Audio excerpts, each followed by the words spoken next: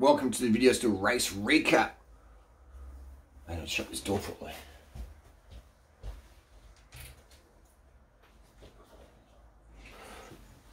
Alright, we've got Junior. Junior's gonna be in there. Junior, say good day. We got Junior wants to get out. What? Team Sky, Ineos. Junior wants to get out and have a run around. Junior? Is Team Sky Ineos going to do a clean sweep of the GTs and rim brakes? We hope so. We're going Team Sky all the way this year. Ineos, aka the rim brake cartel. this is going to be the best year. Hopefully all the races go ahead. Hopefully there's no crashes. Hopefully it all works out, and hopefully rim brakes clean sweep. I mean, the Giro with Egan the Vegan Banal has been a classic example of rim brake domination, rim brake cartel in full effect. And we love the banter, we love the trolling, but we also love the truth, you know, when it comes to performance enhancing products, rim, brakes, faster wheel changes, lighter rotating mass, just works, no rubbing rotors.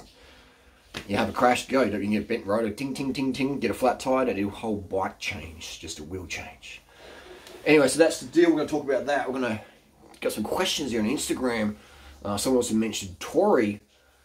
Big T, 10-story Tori Barry did an epic time up Norton Summit recently. Someone pointed that out yesterday to me. I think she did a 13:53 from memory. 284 watts. Fantastic time for Tori, so congrats on that. I'm going to be the critic here. Tori could do, I reckon, 310 watts. 284 is fantastic, but I reckon she'd go 310. She's got that physiology, and with some marginal gains, we get up in that 310 bracket and go. I mean, with Norton Summit, it's like a drafting climb, it's a wind affected climb, so it's, you know, the times aren't always super accurate in terms of performance, but the wattages is. So I think she could do at least 310, maybe even a 320 watts, you know, it's possible. So very good time there by Tori. Very, very good time. There's not many people, not many women can go up there under 14 minutes, you know, in a bunch or without. That's a quick time. It's very, very well done. I have an open mind when I hear new information, but your advice helps. I'm already a skinny teenager and I race, but your diet advice allows me to put out 1350 watts in the sprint at 71 kilos at 19 after a 200k ride. I feel fresh for so long. That's some good stuff. That's pretty impressive watts there. I've got another question here. I love discs because they've crashed the second-hand market for rim brakes. I just picked up an SL4 Roubaix S-Works for 1.3k. I mean, yeah, the rim brake deals are going crazy right now. Yeah, people say, oh, but everyone's asking expensive for the money for the bikes. No. The adverts you see that are, you know, dreaming price tags are the ones who aren't selling. The ones who are selling you don't see because they're sold. They sold an hour ago when they were listed an hour and 1 minute ago or whatever, you know. The deals get snapped up real quick, right? So if you want the deals, you can't just go, oh, I'm going to have a look around today, or I'll have a look later in the week for deals on Friday. Like, if you want the deals, man, the deals are there. Like, you want to be going at every hour almost. If you want a deal, you got to put the work in, people. It's like fitness, you got to put the work in. We'll get to this Team Sky thing in a minute, but I'll just do some questions here. With frame technology not improving much in the last 10 years, they had to make up a reason to get people to buy new bikes. Agreed. Hence the disc brakes on road bikes. Another big scam is expiration date on helmets. Unless you leave your helmet in a hot car or crash it, the foam doesn't degrade that quickly. True. It's helmets do last a long time. I keep my helmets indoors, away from too much UV, and if you crash it or crack your helmet, please replace it for sure. Definitely good points there.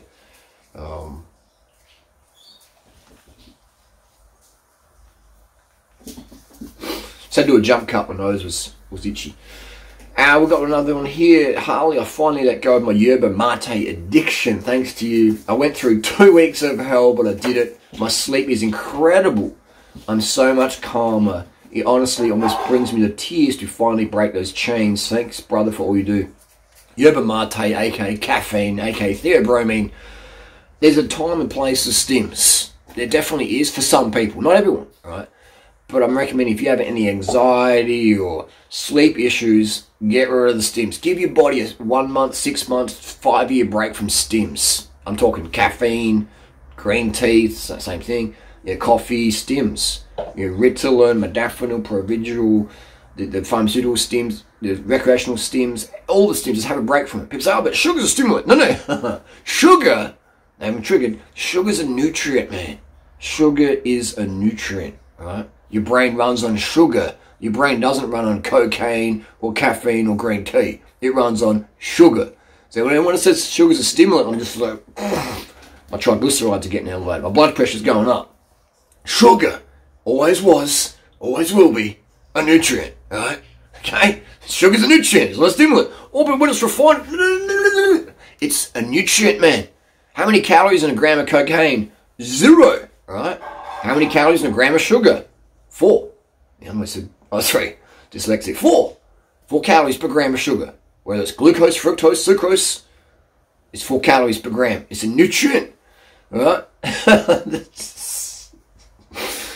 Cocaine, caffeine, green tea, they don't have any calories in per gram. It's a stimulant. All right, we've got another one here. That Gilly says they want to kill rim brake and tubeless. Tubs are the best race tire to use. They feel really good, I agree. Tubeless disc brake wheels suck. They're a headache and I don't even know where to begin. Tubeless disc brake road wheels do suck. That's why Specialized, they've axed the tubeless these days. You have people blowing tires off rims and it's just, they're a pain in the ass. Now I've got this hookless speed tech. Instead of having a hook there, it's like hookless. So it's just dumb. It's absolutely stupid. Giant zip envy. I'm looking at you guys and girls. Why are you putting hookless rims on your road bikes? For mountain bike and gravel, 30, 20 PSI, okay. But for road, like what the dummy dum-dums. That's just stupid. Don't buy the latest Giant TCR. It has hookless. Buy the frame set, but get rid of the wheels. Unless you want to run Giant tyres or run low pressures. Which is fine if you do. I'm just saying if you're a racer, you need a tyre and a wheel, 120 PSI combo in the dry. You need that. 25 mil for the win. This one is funny. Lost 27 minutes. I would too climbing on a CX bike. Who lost 27 minutes? Did Remco lose 27 minutes in the Enduro? Let me have a Google that quickly. I'll pause the video.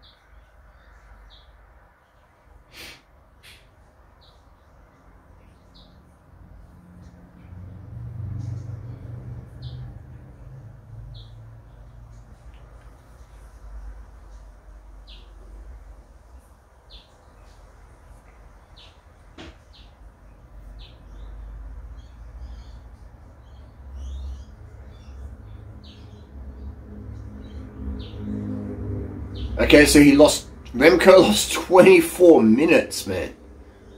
Damn. 24 minutes. For me, if you're losing 24 minutes in a race, you either just gave up or you ran out of muscle glycogen and you bonked hard. You know, you ran out of sugar. You can put all the cocaine, EPO, painkillers, tramadol, everything into a cyclist or a runner or a swimmer. But if they don't have enough sugar in the muscles, none of those drugs are going to be doing that much in terms of moving you forward at a race pace. None of them will. Right? You can give someone who's hypoglycemic, running out of muscle glycogen, you give them a strong bump of Colombian good stuff, and they'll be like buzzing, but the power won't go that much. Because you need that muscle glycogen. You need that glucose to write ATP for the cellular function there. Right? That's why all the drugs work better when you've got enough sugar in you. And I'm saying you should do drugs, I'm just saying. If you don't do drugs, why would you do them and not have enough sugar? It's stupid. It's idiotic. Now, I'm not saying Remco's on anything, I'm just saying that, you know, if you're losing 24 minutes, 27 minutes, either you gave up or you ran out of sugar. People say, oh, this is tired. No. You don't understand how these pro cycling things work. Like, you don't just tired and lose 27 minutes. You know what I mean? That's not how it works. You either gave up and you're like, stuff it, I'm just going to change stages. You know, What's the point? Okay, fine. Or you just totally bonked out. You ran out of muscle glycogen and you just couldn't recover your glycogen enough, so you just had to crawl at 150 watts to the finish line. You can have let's just use me as an example. Let's say, I trained up and I had like, just freaky watts. So that's I could do 450 watts for the hour, at 70 kilos. I was on all the good stuff, everything, let's hypothetically say that. And if I ran out of muscle glycogen, I'd struggle to do 200 watts. Literally struggle to do 200 watts. It would be like 10 out of 10, just grimacing to do 200 watts when you're in ketosis, aka fat adaptation world. And that's how important sugar is. I know a lot of people don't understand that. They're just like, oh, but Chris Froome just eats eggs and avocado now. Like, you know what I mean? Like, come on. You serious? You know what I mean? That's like the snack. And on the other side of the frame is all the white rice and all the other stuff. The fuel to get it done. Oh, on training days, you don't need much carbohydrate. That's like, what are you training for? How can you do intensity? How can you fuel your red blood cells on recovery days if there's not enough carbs coming in? And then you start the next day's hard intensity day, your muscle glycogen is like 5%. Like, how long are you going to last doing intervals? 0, like a minute before you start to go, this is dumb, I'm going home, I can't even push watts. People don't understand that. People use your head. I'm not being angry here, I'm getting angry, but, you know what I mean? Like, do the experiment. Everyone can get in a power meter, pretty much everyone. Do the experiment. Try out low carb diet and watch what happens to your power.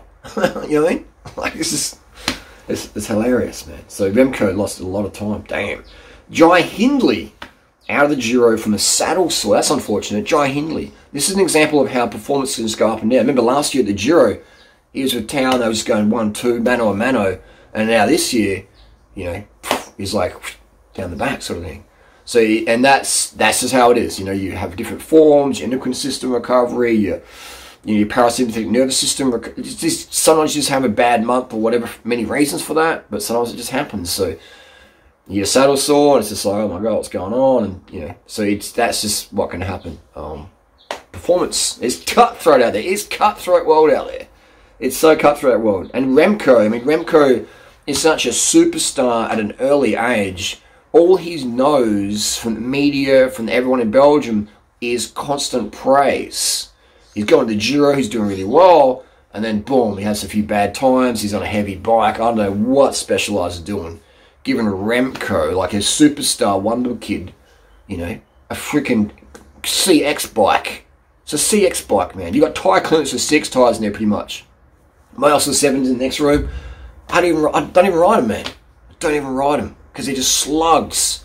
Specialized, what are you doing?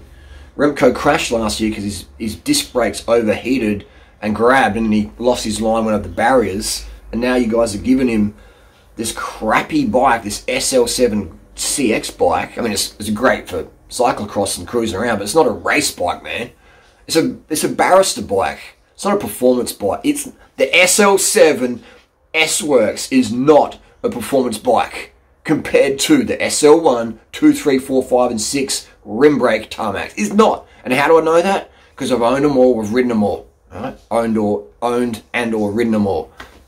I know what they feel like. You could blindfold me and tell me what bike I'm riding. I go, this is an SL7. Or it's a lay sport with disc brake. And that's not to make fun of anyone who rides an LA disc brake bike, just saying.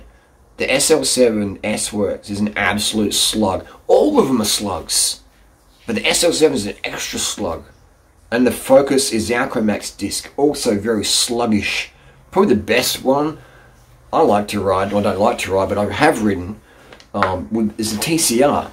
TCR, the latest one, disc feels alright. But it's got those stupid hookless rims on it. What are we doing? The bikes are fine. Why are we bunging them up? Just to sell bikes to idiots who don't know better. I'm glad people are riding bikes, but these sluggish disc brake bikes don't motivate you. Like, I remember when I was 8 years of age, I've gone off a tangent here, but we'll come back. I was 8 years of age, and my brother would sleep in, and he had this Redline BMX, and I had this Indy 500 yellow thing, and it was maybe 2 or 3 kilos heavier. And so my bro, he had alloy rims on his BMX, his Redline. Mine had like steel rims, heavy, durable, and it was awesome. But when I rode my brother's bike, I felt like Superman. So I would steal it every Saturday, Sunday morning while he's sleeping. I'd be flexing in the neighbourhood. It's like, yeah, I'm on a red line. I'm the coolest kid out there. But it just felt so good to ride. You know, I remember just going up hills, and then I'd jump on my other bike, my bike, and be like, oh, it's a sluggish, you know, we had form-proof tubes in there, and it was a tank. And whilst I was grateful to have a bike to ride and legs to ride it, I still remember the feeling to this day of how good that red line felt when I jumped on it for the first time. I was like, wow, like, you put the power down and it goes forward, it launches forward, you know. That's how a bike should be. These modern day road bikes, you know, they're gravel bikes, you know, and the gravel bike, there's a you know, you got it as a compromise. It's going to, you got fatter tires and disc brakes for the gravel. Okay, it's not going to feel as zippy as a road bike. And when you ride a zippy road bike and gravel, you feel super unstable because it's not designed for gravel. You can ride it on gravel, but it's not going to feel as secure and stable footed. But when you ride that stable, the SL7 feels super stable. It's a gravel bike. It's a CX bike. So when you ride it on the road, it feels stable and sluggish versus frisky, racy, lightweight, you know, just let's go, you know. That vibe, that endorphin rush, the dopamine feeling you get from a lightweight rim brake bike with a stiff BB and good chain stays and good tensionless spokes, you launch forward. Those who know the feeling, right? And those who've never ridden a sub 6.8 kilo bike with, you know, 1100 gram tubs on it, that don't know what I'm talking about, or 1200 gram wind space Hyper 38s, the rim brake, they don't know what I'm talking about. They're like, they're just listening to the marketing hype, which I get it. This is not a fancy video. This is me in my crap den, you know, talking in front of my smartphone with a Stages hat I got from Seattle 2016. It's coming apart at the seams there, you know what I mean? Like, people are like, who's this dude? But you listen this long, you obviously value what I'm saying, because I'm just going to give you the truth of what I appreciate when people, you know, when I first got into cycling, you know, I had some people in my life who would take time and say, Harley, this is bullshit. This is what you need to do. You know, sometimes they brought me to tears. You know, I must have been massively undercarbed and low testosterone when I was crying, but, you know, and they were just trying to help me, you know, but I just couldn't handle that little criticism, you know, but it was, looking back, I wish I was there. I could just laugh at my reaction. I was taking things personal, crying or whatever. I was just mad, overtrained, undercard. So, and I didn't even know about that, what I was doing wrong. So anyway, that's the deal there. Lightweight bikes, man, they feel good. They feel good. You know. And once you got a lightweight bike, you can't go backwards, man. You can't go backwards. You can't go backwards. And people who do go backwards, they do it for approval or for sponsorship reasons. I've got disc brakes now, and it's like, yeah, it's not as good as what you used to have. You know, it's not as good as up the hills, is it? It doesn't accelerate as fast as it used to. It doesn't feel as zippy and racy, does it? No, it doesn't.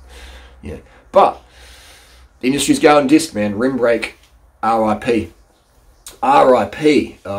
So let's get into the